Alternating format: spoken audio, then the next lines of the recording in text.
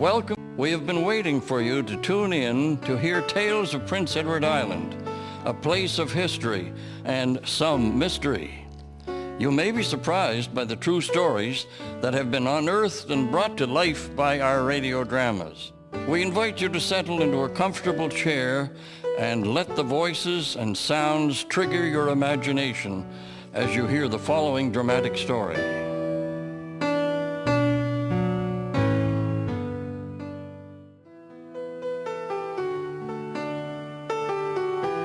A melancholy accident. In the early days of European settlement on Prince Edward Island, people depended heavily on the waterways as the transportation system to connect communities. When the waterways froze in the winter, miles could be cut from a journey. The rivers and bays were bushed with evergreen trees to mark safe travel routes and to ensure travelers would not lose their way in storms or darkness and head towards open water. These roads became beehives of activity.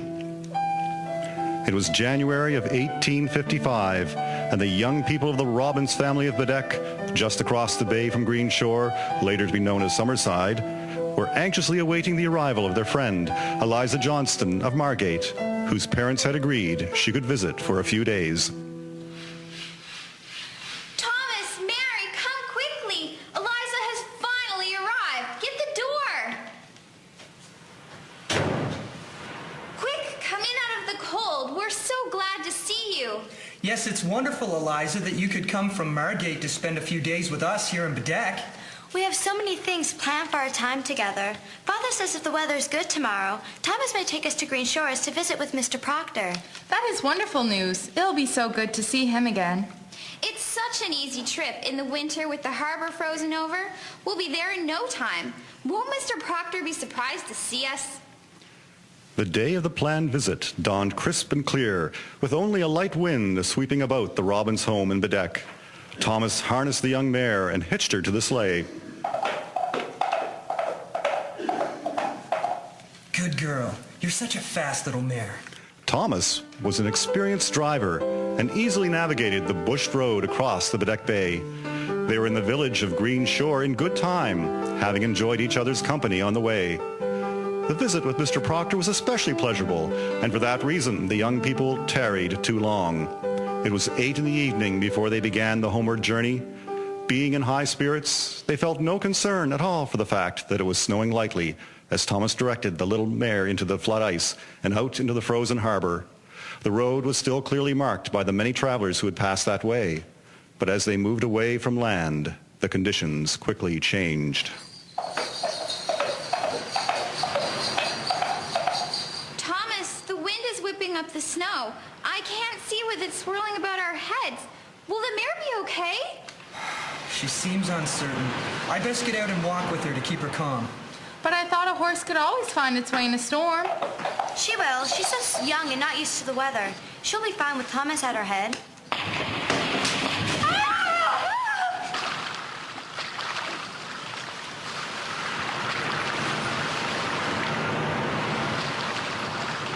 Mary! Anne! Eliza! Are you okay?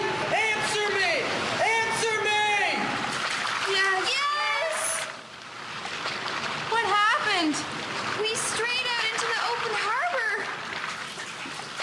The mare's drowning. We're going to die. No, we're not. We need to keep our heads and fight death. Swim to the edge of the ice and try and heave yourself up. My clothing is being weighed down by the water. I don't know if I can. You have to try. We don't have much time before the cold will overcome us.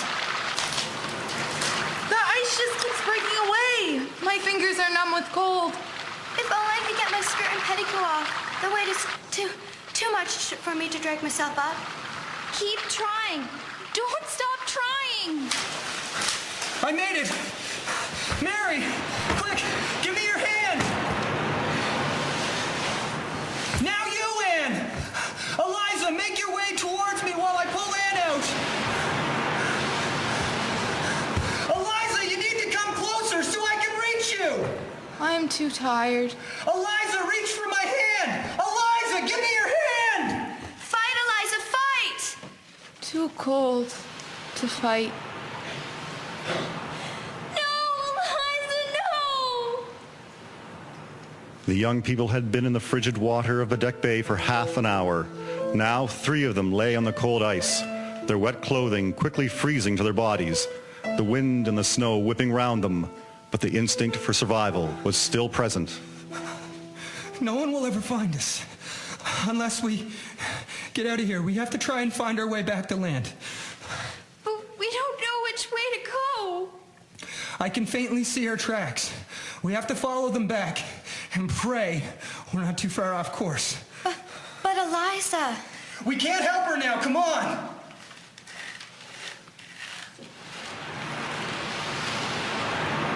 Anne, get up!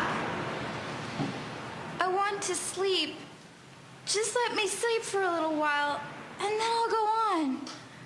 Please, Anne, get up. Please get up, Anne. Her body is frozen. If we lay at each side of her, perhaps we can get enough heat into her that she can keep going. It's no use, Mary. She's gone. We have to leave her. Mother and Father could never bear to lose us all. Though it tore at their hearts, Mary and Thomas left Anne there on the ice. As they walked away, they kept looking back at her lifeless form, which was soon hidden by the swirling storm. Then, suddenly appearing through the swirling snow, were lights glowing from the windows of the houses of Green Shore. Thomas and Mary moved towards them as though in a dream. Then Mary fell to the ice, too frozen to go on. Mary, get up! We're so near! My legs won't work. Go on alone, Thomas. Do it for Mother and Father. Thomas kept moving toward the lights. It was midnight when he made shore and raised the alarm. 60 men took to the ice in a search party. Over here! I see something! It's the girl. My God, she's still alive. Quick! Wrap her in the buffalo robe and we'll get her back to shore. Thomas survived, as did Mary. In the light of the following day, Anne Robin's frozen body was recovered from the ice. And as though a token of remorse for its deed, the sea gave back the body of Eliza Johnston. It was found floating next to the sleigh in the open water, yards from where they had gone in. The Islander newspaper reported the incident as a melancholy accident. In a commemorative poem, parents of the dead girls were told to wipe their tears away, for the debt that young Anne and Eliza had paid was the one debt we must all pay.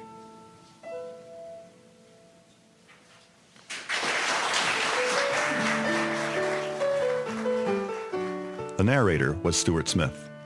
Anne was played by Leslie Noonan. Eliza was Maggie Finkel O'Coin. Mary was played by Kennedy Crossland. Thomas was Dan Casely. Man 1 was Wayne Wright. Man 2 was Paul McWilliams. Our musician today was Christine Anderson Gallant. Recording artist, Peter Gallant. Foley's, Krista Carruthers, Jamie Webster, Alexander Gallant, Sabrina Webster. Introduction by Lowell Hustis. Script by Marlene Campbell. Brought to you through the support of Canadian Heritage.